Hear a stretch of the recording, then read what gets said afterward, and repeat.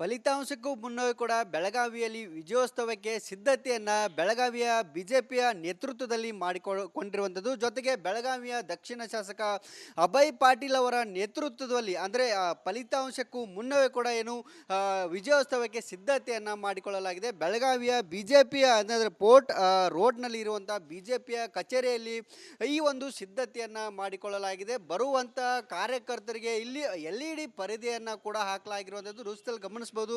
ದೇಶದ ಅತಿ ದೊಡ್ಡ ನೆಟ್ವರ್ಕ್ ರಿಪಬ್ಲಿಕ್ ಕನ್ನಡ ನಮ್ಮ ಚಾನಲ್ ಮೂಲಕ ಕೂಡ ಇಲ್ಲಿ ಪ್ರತಿ ಕ್ಷಣದ ಮಾಹಿತಿಯನ್ನ ಜನರಿಗೆ ಅಥವಾ ಇಲ್ಲಿ ಬರುವಂತ ಕಾರ್ಯಕರ್ತರಿಗೆ ಮುಟ್ಟಿಸುವ ಕೆಲಸವನ್ನ ಶಾಸಕ ಅಭಯ್ ಪಾಟೀಲ್ ಅವರು ಮಾಡ್ತಿದ್ದಾರೆ. ಜೊತೆಗೆ ಅಡ್ವಾನ್ಸ್ ವಿಜಯೋತ್ಸವಕ್ಕೂ ಕೂಡ ಸಿದ್ಧತೆಯನ್ನ ಮಾಡಿಕೊಂಡಿದ್ದಾರೆ. ಗುಲಾನೆಲ್ಲ ಕೂಡ ತಂದಿದ್ದಾರೆ ಮತ್ತು ಜೊತೆಗೆ ಸುಮಾರು 10,000 ಜನರಿಗೆ ಪೇಡೆಯನ್ನ ಅಂದ್ರೆ ಸಿಹಿಯನ್ನ ಹಂಚೋಕೆ ಕೂಡ ಇಲ್ಲಿ ಸಕಲ ಸಿದ್ಧತೆಯನ್ನ ಕೂಡ ಮಾಡಿಕೊಂಡಿದ್ದಾರೆ. ಜೊತೆಗೆ ಬರುವಂತ ಜನರಿಗೆ ಇಲ್ಲಿ ಆಸನದ ವ್ಯವಸ್ಥೆಯನ್ನ ಕೂಡ ಮಾಡಿರುವಂಥದ್ದು ಮತ್ತು ಬೆಳಗಾವಿಯ ಲೋಕಸಭಾ ಕ್ಷೇತ್ರಕ್ಕೆ ಈ ಬಾರಿ ಮಾಜಿ CM ಜಗದೀಶ್ ಶೆಟ್ಟರ್ ಸ್ಪರ್ಧೆಯನ್ನ ಮಾಡಿದ್ರು. ತೀವ್ರ ಜಿದ್ದಾಜಿದ್ದಿನ ಕನವಾಗಿ ಕೂಡ ಬೆಳಗಾವಿ ಲೋಕಸಭಾ ಕ್ಷೇತ್ರ ಮಾರ್ಪಟ್ಟಿದ್ದು. ಸಚಿವೆ ಲಕ್ಷ್ಮೀ ಹೆಬ್ಬಾಳ್ಕರ್ ಅವರ ಪುತ್ರ ಮೃಣಾಲ್ ಹೆಬ್ಬಾಳ್ಕರ್ ಕೂಡ ಈ ಬಾರಿ ಸ್ಪರ್ಧೆಯನ್ನ ಮಾಡಿದ್ರು. ಹೀಗಾಗಿ ಇಲ್ಲಿ Modi guarantee versus Congress guarantee ನಡುವೆ ತೀವ್ರ ಜಿದ್ದಾಜಿದ್ದಿ ಕೂಡ ಇರುವಂಥದ್ದು. ಜೊತೆಗೆ ಇಲ್ಲಿ ಶಾಸಕ ಅಭಯ್ ಪಾಟೀಲ್ ಅವರು ಅಡ್ವಾನ್ಸ್ ಆಗಿ ವಿಜಯೋತ್ಸವಕ್ಕೆ ಸಿದ್ಧತೆಯನ್ನ ಮಾಡಿಕೊಂಡಿದ್ದಾರೆ.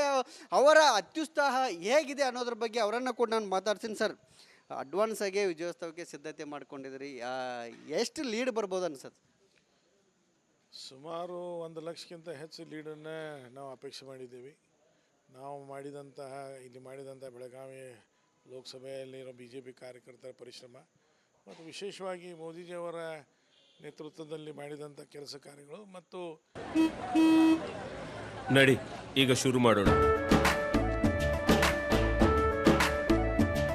ಕೇಸರಿಯಿಂದ ಮನೋಲ್ಲಾಸ ಮನಸ್ಸು ಮತ್ತೇರಿ ಕುಣಿದಾಡಿದೆ ನೋಡು, ಮನಸ್ಸು ಮತ್ತೇರಿ ಕುಣಿದಾಡಿದೆ ನೋಡು.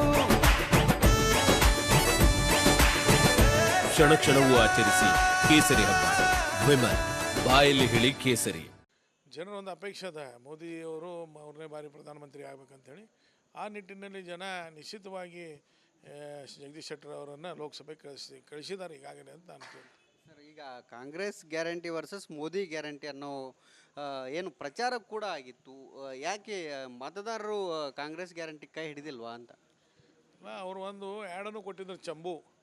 ಅದು ನಾಳೆ ಚಂಬು ಯಾರಿಗೆ ಸಿಗ್ತದೆ ನೀವು ನೋಡೋಕ್ಕಿರೋದನ್ನು ಚಂಬು ತೊಗೊಂಡು ಹೋಗೋದು.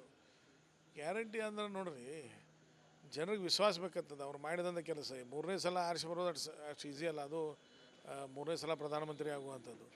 ಅವ್ರು ಮಾಡಿದಂಥ 10 ವರ್ಷದಲ್ಲಿ ಮಾಡಿದಂಥ ಕೆಲಸಗಳಿರ್ಬೋದು, ಅವ್ರ ಪರಿಶ್ರಮ ಇರ್ಬೋದು, ಅವ್ರ ತ್ಯಾಗ ಇರ್ಬೋದು, ಒಂದು ಕಳಂಕರಹಿತ ಭ್ರಷ್ಟಾಚಾರ ರಹಿತ ಅಭಿವೃದ್ಧಿ ಪರವಾಗಿ ಮಾಡಿದಂಥ ಕೆಲಸಗಳನ್ನು ನಿಶ್ಚಿತವಾಗಿ ಜನ ನಂಬಿದ್ದಾರೆ ಮತ್ತು ಅದಕ್ಕೆ ಓಟ್ ಕೊಡ್ತಾರೆ. ಹೀಗಾಗಿ ಮೋದಿ ಅವರಿಗೆ ಮತ್ತೊಮ್ಮೆ ಪ್ರಧಾನಮಂತ್ರಿ ಆಗ್ಬೇಕಂತ ಜನ ನಿರ್ಣಯ ಮಾಡಿದ್ದಾರೆ. ಎಷ್ಟು ಸೀಟ್ ಬರ್ಬೋದು ಸರ್ ರಾಜ್ಯದಲ್ಲಿ ಈ ಬಾರಿ BJPಗೆ? ಸುಮಾರು 22ಕ್ಕಿಂತ ಹೆಚ್ಚಿಗೆ ಸೀಟ್ ಬರ್ತಾವೆ ಅಂತ ನಾನು ಅಂತೂ ತಿಳಿದಿದ್ದೇನೆ. BJP ಜನತಾದಳ ಬೇರೆ. ಸರ್, ತೆಲಂಗಾಣ ಉಸ್ತುವಾರಿ ಕೂಡ ಆಗಿದ್ರಿ, ಅಲ್ಲಿ ಕೂಡ ಚುನಾವಣಾ ಉಸ್ತುವಾರಿ ಆಗಿದ್ರೆ ಅಲ್ಲಿ ಎಷ್ಟು ಸೀಟ್ ಬರ್ಬೋದು? ನೋಡ್ರಿ, ತೆಲಂಗಾಣದಲ್ಲಿ 17 ಲೋಕಸಭಾ ಸೀಟ್ ಅದಾವ. ಹೋದ ಸಲ ಲೋಕಸಭೆ ಚುನಾವಣೆಯಲ್ಲಿ 4 ಸೀಟುಗಳು ಬಂದಿದ್ದೀವಿ. ಈ ಸಲ 10ರಿಂದ 12 ಸೀಟುಗಳು ನಿಶ್ಚಿತವಾಗಿ BJP ಬರ್ತಾವೆ. ಹೀಗಾಗಿ ಇದು ತೆಲಂಗಾಣ ದೃಷ್ಟಿಯಿಂದ BJP ದೃಷ್ಟಿಯಿಂದ ತೆಲಂಗಾಣ ಒಂದು ಟರ್ನಿಂಗ್ ಪಾಯಿಂಟ್. ಬೆಳಗಾವಿಯಲ್ಲಿ BJPಗೆ ಎಲ್ಲೆಲ್ಲಿ ಲೀಡ್ ಸಿಗ್ಬೋದು ಅಂತೀರಿ? ಅಲ್ಲ, ನಾನು ಅಪೇಕ್ಷೆ ಪಟ್ಟಿದ್ದೆ 8 ಲೋಕಸಭಾ ವಿಧಾನಸಭಾದಲ್ಲಿ ಸೀಟ್ ಲೀಡ್ ಸಿಗ್ತದೆ ನಾನು ಅಪೇಕ್ಷೆ ಪಟ್ಟಿದ್ದೀನಿ. ಅದ್ರ ಜೊತೆಗೆ ಅಲ್ಲಿರುವಂಥ ಕಾರ್ಯಕರ್ತರು ರಿಪೋರ್ಟಿಂಗ್ ಏನು ಮಾಡಿದ್ದಾರೆ, ಹೀಗಾಗಿ ಪ್ರತಿಯೊಂದು ವಿಧಾನಸಭೆಯಲ್ಲಿ ಸಿಗ್ತದೆ ನನ್ನ ಆಸೆ. ಅವರು ಕೂಡ ವಿಶ್ವಾಸದಲ್ಲಿದ್ದಾರೆ ಸರ್, ನಮ್ಮದು ಕೂಡ ಗೆಲುವಾಗುತ್ತೆ ಅನ್ನೋ ಒಂದು ನಿಟ್ಟಿನಲ್ಲಿ ಕಾಂಗ್ರೆಸ್ ಕೂಡ. ಅಲ್ಲ, ಯಾರ ವಿಶ್ವಾಸ, ಎಲ್ಲರೂ ವಿಶ್ವಾಸ ವ್ಯಕ್ತ ಇಂಡಿಪೆಂಡೆಂಟ್ ಇತ್ತವನು ಹೇಳ್ತಾನೆ ನಾನು ಆಸೆ ಬರ್ತಾನೆ ಅಂಥೇಳಿ. ಹೀಗಾಗಿ ಅವ್ರವ್ರ ಭಾವನೆಗಳು ಅವ್ರು ವ್ಯಕ್ತ ಮಾಡ್ತಾರೆ. ಆದರೆ ರಿಸಲ್ಟ್ ನಮಗೆ ಗುರ್ತದ ಏನೈತೆ ಅನ್ನೋದು. ಇದಕ್ಕೆ ನಾವು ಈಗಾಗಲೇ ನಮ್ಮ ಕೇಂದ್ರನಾಗ 3ನೇ ಬಾರಿ ಮೋದಿ ಅವ್ರ ಸರ್ಕಾರನೂ ಆಗ್ತದೆ. ಕರ್ನಾಟಕನಾಗ BJP ಹೆಚ್ಚು ಸೀಟ್ ಬರ್ತಾವೆ, ಬೆಳಗಾವಿ ಸೀಟು ಬರ್ತದೆ, ತೆಲಂಗಾಣನಾಗೂ ಹೆಚ್ಚು ಬರ್ತದೆ. ಹೀಗಾಗಿ 1, 2 ಅಲ್ಲ 3, 4 ಧಮಾಕಗಳು ನಾಳೆ ನಮಗೆ. ಓಕೆ ಸರ್, ಕೊನೆಯದಾಗಿ ನಾಳೆ ಇಲ್ಲಿ ಬರೋರಿಗೆ ಏನೆಲ್ಲ ವ್ಯವಸ್ಥೆ ಮಾಡಿರಿ? ಅಲ್ಲ, ಇಲ್ಲಿ ಇದು ನೋಡಿರ್ಬೇಕು, ರಿಪಬ್ಲಿಕ್ ನಿಮ್ಮ ಕನ್ನಡ ಲೈವನ್ನು ನಾಳೆ ತೋರಿಸ್ತಾ ಇದ್ದೀವಿ. ಅದ್ರಿಗೆ ಬರುವಂಥ ಎಲ್ಲ ಕಾರ್ಯಕ್ರಮ ನಮ್ಮ ಬೂತ್ ಅಧ್ಯಕ್ಷರು, ನಮ್ಮ ಶಕ್ತಿ ಕೇಂದ್ರ, ಮಹಾಶಕ್ತಿ ಕೇಂದ್ರ ಪ್ರಮುಖರು ಎಲ್ಲರೂ ಬರ್ತಾ ಇದ್ದಾರೆ. ಅದ್ರ ಜೊತೆಗೆ ಸುಮಾರು 10,000ಕ್ಕಿಂತ ಹೆಚ್ಚು ಸಿಹಿಯನ್ನು ಹಂಚುವಂಥದ್ದನ್ನು ಮಾಡ್ತಾಯಿದ್ದೇವೆ. ಆಮೇಲೆ ಬೇರೆ ಬೇರೆ ಉತ್ತರ ಕರ್ನಾಟಕದ ಕಲಾ ತಂಡಗಳು ವಾದ್ಯಗಳು ಅವ್ರನ್ನೂ ಆಯೋಜನೆ ಮಾಡುವಂಥದ್ದು ಮಾಡಿದ್ದೇವೆ. ಒಟ್ಟಾರೆಯಾಗಿ 3ನೇ ಬಾರಿ ಮೋದಿ ಅವರ ಏನು ಒಂದು ವಿಜಯೋತ್ಸವದ ಒಂದು ವಿನೂತನ ಕ್ರಮದಲ್ಲಿ ಮಾಡುವಂಥದ್ದು ಮಾಡ್ತಿದ್ದೆ. ಗೆಲುವು ಪಕ್ಕ ಅಂತೀರಿ? ನಿಶ್ಚಿತವಾಗಿ ಸರ್, 100ಕ್ಕೆ 100 ಹತ್ರ ಎರಡು ಮಾತನೇ ಇಲ್ಲ.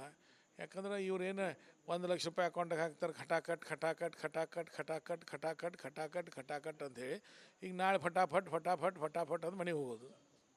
ಇದಿಷ್ಟು ಶಾಸಕ ಅಭಯ್ ಪಾಟೀಲ್ ಅವರು ಹೇಳ್ತಿರುವಂಥದ್ದು. ಪ್ರಮುಖವಾಗಿ ಇಲ್ಲಿ ಬಿಜೆಪಿ ಗೆದ್ದೇ ಗೆಲ್ಲುತ್ತೆ ಅನ್ನೋ ಒಂದು ವಿಶ್ವಾಸವನ್ನು ಕೂಡ ಅವರು ವ್ಯಕ್ತಪಡಿಸಿದ್ದಾರೆ. ಕ್ಯಾಮ್ರಾ ಪರ್ಸನ್ ವಿಶ್ವನಾಥ್ ಜೊತೆ ಮೈಲಾರಿಪುರ, ರಿಪಬ್ಲಿಕ್ ಕನ್ನಡ, ಬೆಳಗಾವಿ. ದೇಶದ ಅತಿ ದೊಡ್ಡ ನೆಟ್ವರ್ಕ್ ನಿಂದ ಮೆಗಾ ಕವರೇಜ್. ದೇಶದ ಮತದಾರನ ಆದೇಶ ಎನ್ಡಿಎಗ ಇಂಡಿ ಒಕ್ಕೂಟಕ್ಕ. ಲೋಕ ಅಖಾಡದಲ್ಲಿ ಗೆಲ್ಲೋದ್ಯಾರು ಸೋಲೋದ್ಯಾರು. ಕರುನಾಡಿನ 28 ಕ್ಷೇತ್ರಗಳ ನಿಖರ ಫಲಿತಾಂಶ. ಫಾಸ್ಟ್ ರಿಸಲ್ಟ್, ಪಕ್ಕಾ result. Number 1 election team, number 1 network, number 1 coverage.